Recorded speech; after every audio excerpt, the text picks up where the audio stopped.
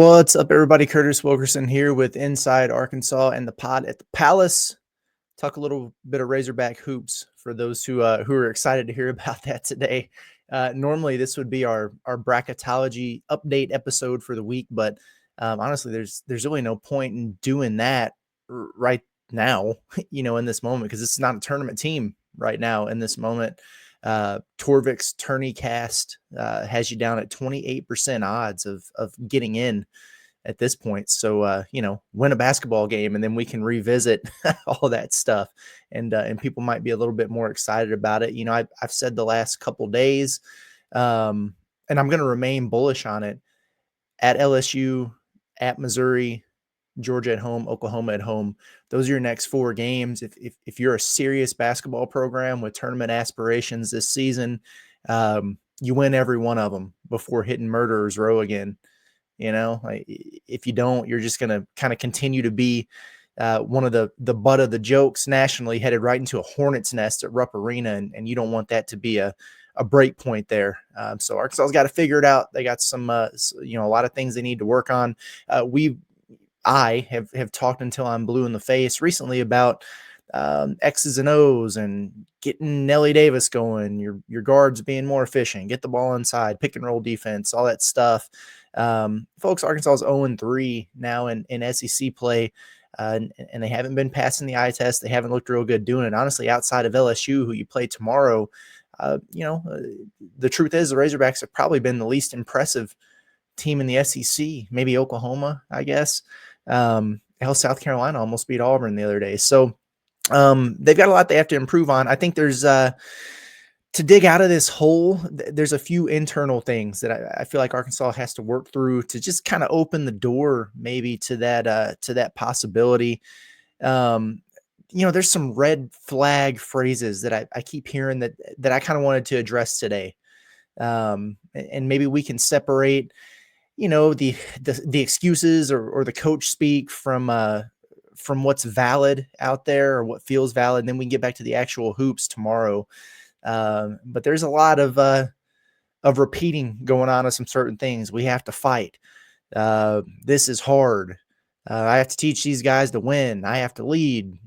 We haven't scrimmaged, right? I mean, it's kind of one thing after another that we keep hearing over and over. And is that really an explanation for what's going on, or is it kind of a cop-out while they try to really figure some things out? So what I wanted to do today is just maybe live react to a few of the clips from Saturday night's presser and see if we can just decode some of the message here from Cal. I was too speechless to do it on the post game show Saturday night, but at least give my take on some of what he had to say and see if I can provide a little bit of context, and then we'll get back to the actual hoops maybe tomorrow as we preview this LSU game. So we've got I got 3 clips from Cal, and then I got a little bit from Jonas Adu that I wanted to share too, and we'll chat about it, and then we'll get out of here for the day. So let's see what we got here. There was emotion showed in that game in one play. What was it? He dunks it, goes to the crowd, goes crazy. And why isn't that us? Why aren't you absolutely excited about playing? I think part of it is. Before he even addresses this is a really good point, because I did feel like Arkansas played hard on Saturday. Like, I didn't question their effort in there. But this was really interesting. Cal now bringing up the passion plays, because I think that's one thing that's been missing with the connection, right, with this team and maybe the fan base a little bit. You want to see those guys let out a roar. You want to see the bench going crazy. Some of it's been body language related there at times, and he's about to explain why he thinks that might be the case. But that DJ Wagner moment really, really stood out as not only providing pop in Bud Walton Arena, but it just kind of gave the team a jolt there. But then the problem was right after that, they give up, like a 7-0 run? Yeah, they cut it to 3, and next thing you know, they're down by double digits again. So being able to sustain that and maintain it, it's interesting that that's an issue, I think, for this Arkansas team right now. If someone doesn't play well, they can't get out of their own self's way. But you don't have to play great. You don't even have to play good. Just defend, dive on the floor, talk, be a great teammate. chest bump, get everybody going, and you'll bounce out of that. We haven't learned that yet. I think that's a really good point. I mean, I'll give him credit. He's going to say some things here where I'm like, what? But I think that's true. I think what's happened is some of these guys are having individual struggles right now, and it's in their head a little bit, and it's confidence, it's mental toughness, things that they have to work on to improve on. But when things aren't going well for you, they still need to go well for the team. And so I think he makes a good point there of, hey, your teammates are out there making plays like that. Celebrate it. Let that fire you up, and let that make you give a little bit extra than on the defensive end.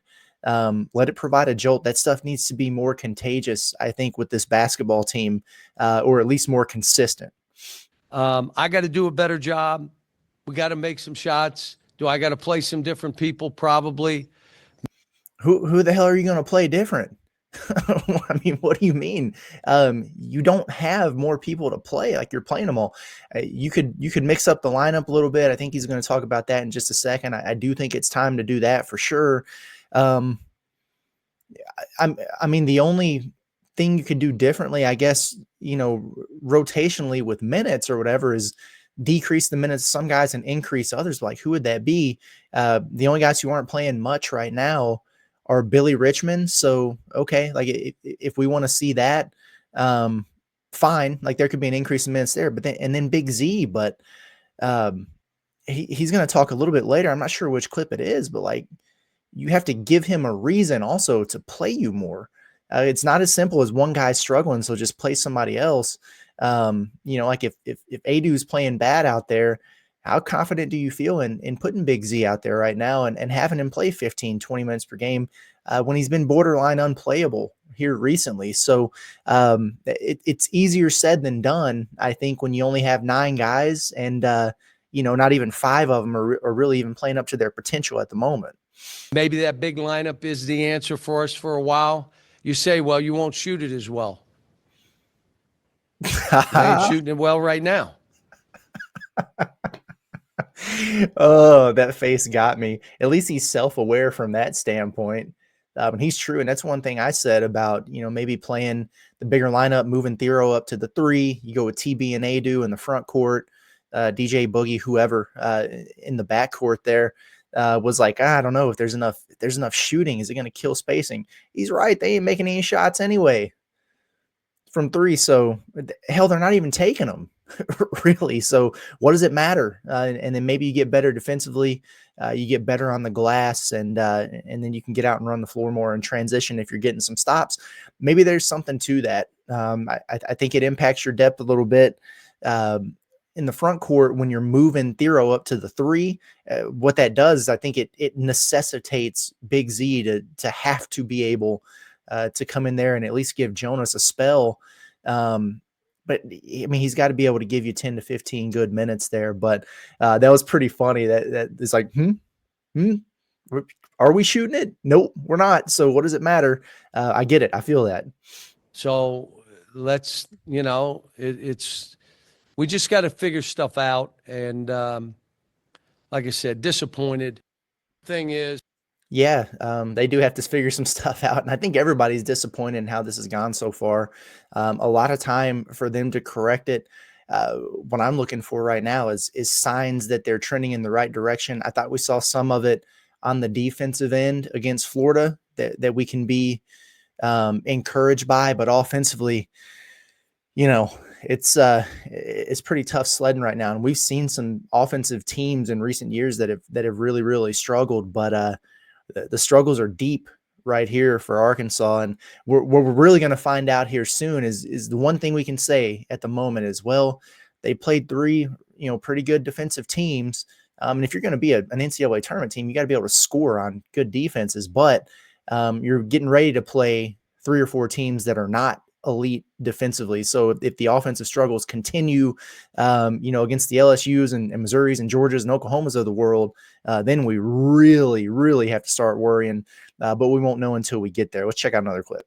And it's me not knowing them, but it's also, there are other teams around the country that got new teams and they're playing better. Okay. Yeah, he was basically asked about just this being a new team and how that contributes to maybe some of the struggles that they're having right now.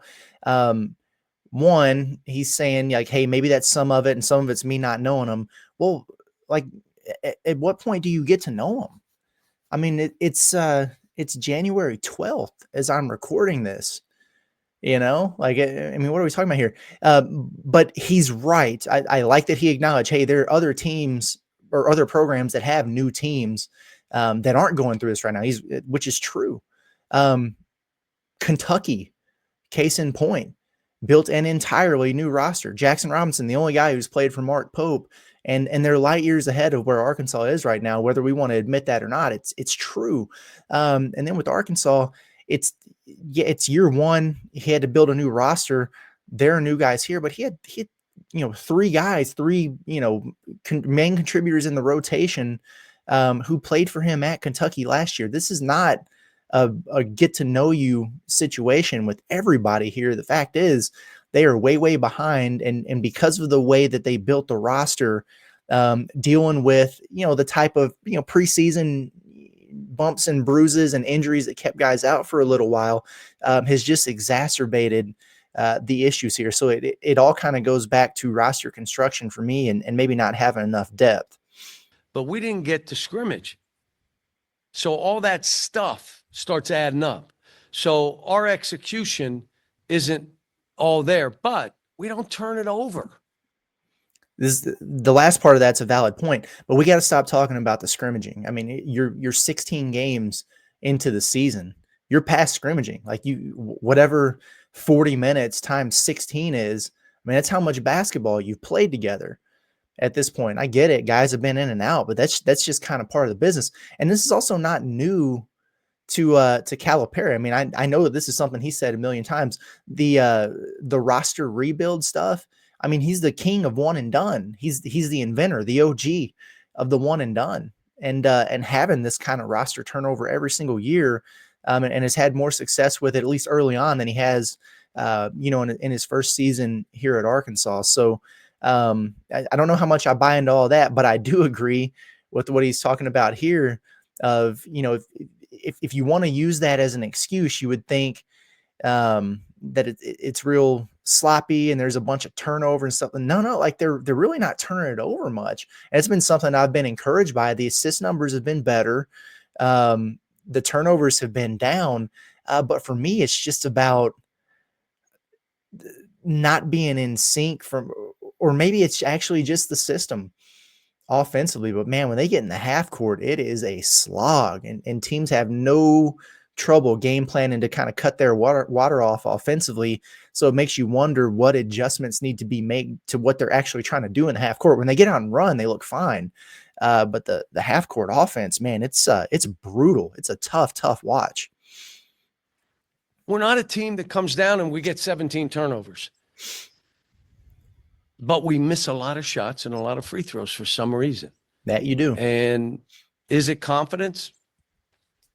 I mean,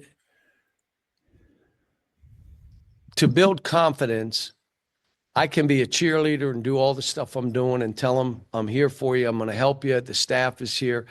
But you got to demonstrate it to yourself. You got to go in that game. And there's one way of building that. Just stay in the gym. Grind it. This is hard. Okay.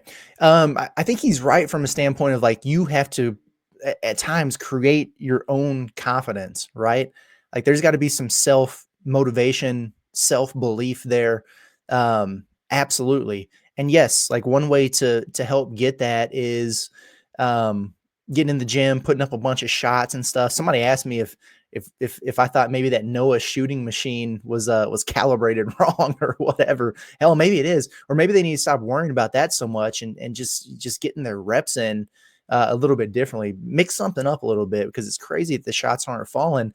But one thing I will say is one thing that I think the staff could do a little bit better of a job of in terms of helping these guys with this type of thing, with this type of confidence, is put them in better positions to succeed. And it goes back to the half court execution. Like, draw up some stuff, run some stuff to get these guys good quality shots in the spots that they can make them. Because right now Arkansas is getting nothing easy, really, in the half court in terms of shot selection. Um, it'll get some open looks here and there, but it's definitely not consistent. It's sure as hell not as easy as Florida and Tennessee and Ole Miss and all these other teams are getting it right now. So I do think creating better shots and open looks, getting some easy ones, that's a way to get some confidence going. And the staff could do a better job of putting them in those types of positions. They all had expectations individually. Yep. And then you have team expectations. Mm-hmm. This is hard. And that's why it's my job. I got to keep leading. I got to lead. Yeah. I mean, yeah, everybody did have expectations, individual expectations, team expectations, and all of that.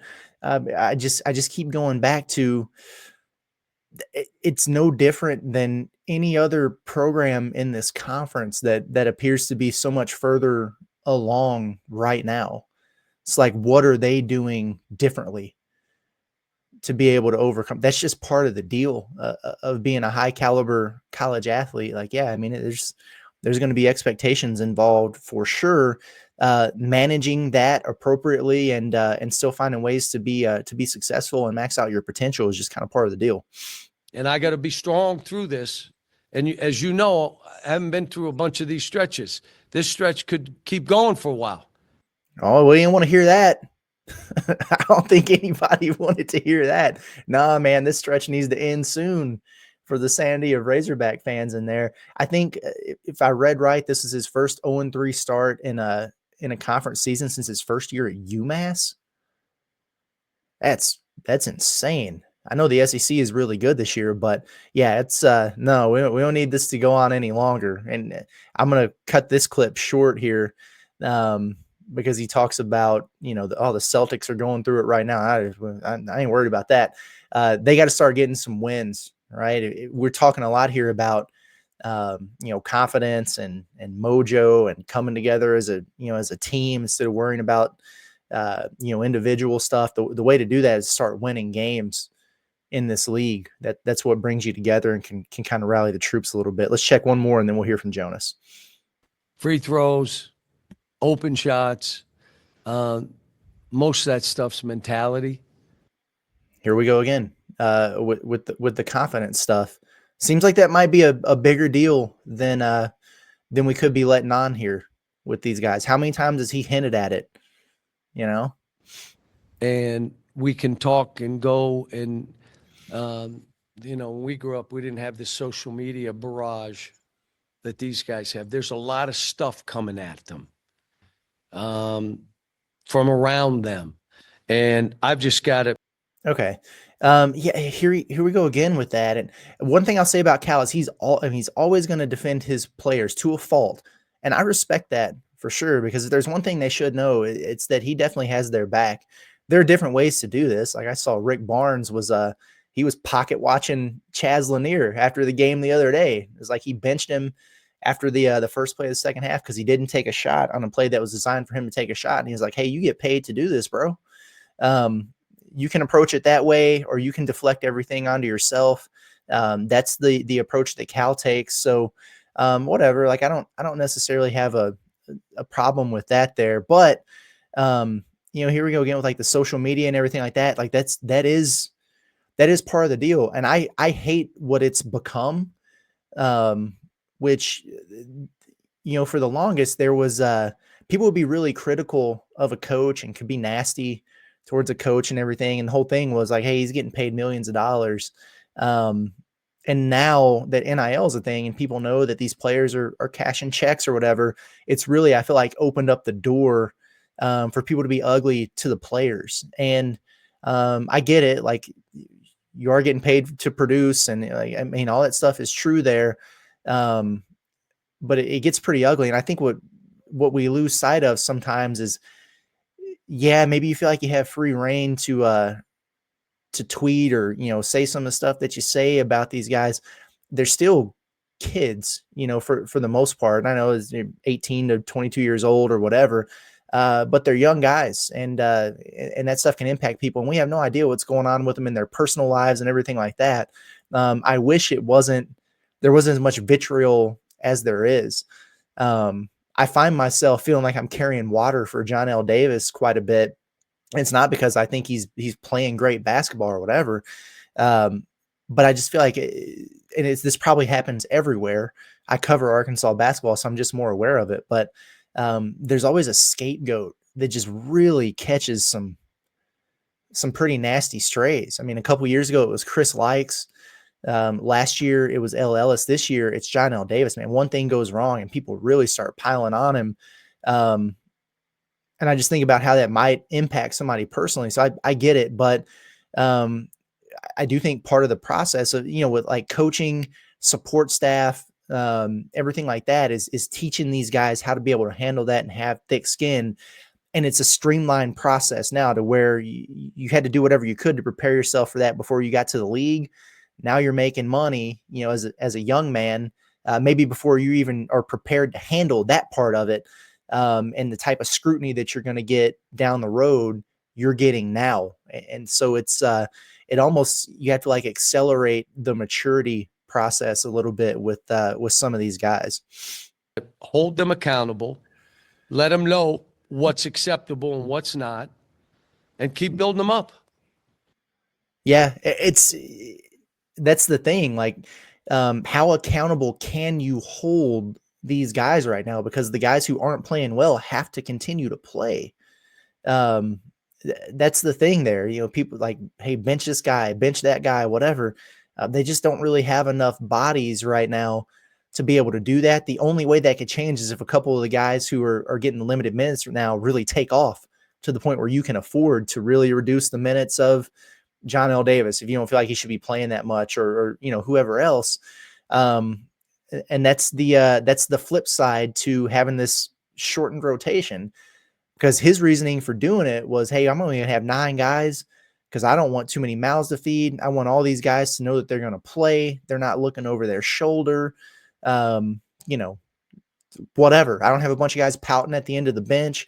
The downside to that is the accountability aspect of it, right? So when dudes aren't playing well, not doing what you're asking them to do, not being team players or whatever, you can look down there at the end of the bench, but unless you feel like you're confident in putting in Melo Sanchez or Cash Chavis, no disrespect to those guys, but it's just a massive, massive drop off.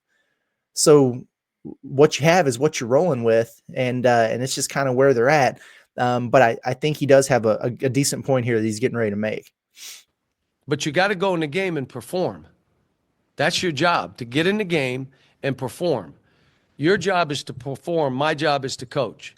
If I only play you 15 minutes, in that 15 minutes, show me you should play 20. Show me you should play 20. You play 10 minutes and you want to play 15. You play 8 minutes and you want to play 20. Show me. Show me. Show everybody. So everybody's saying so-and-so should be playing more. And we'll see. This isn't easy for our fans, for our team, for our coaches, for me. It is what it is. Let's go on to the next one. Get this. Okay. Yeah, I mean, I think that's kind of where I'm at with this team of, you need certain guys to step up. You want to see more, like you want to see more Billy Richmond. I think in the 5 to 10 minutes per game that he gets, he's going to have to do some things there that stand out a little bit more if he wants to increase that to 15 or so. Big Z, he's getting about 5 minutes a game right now.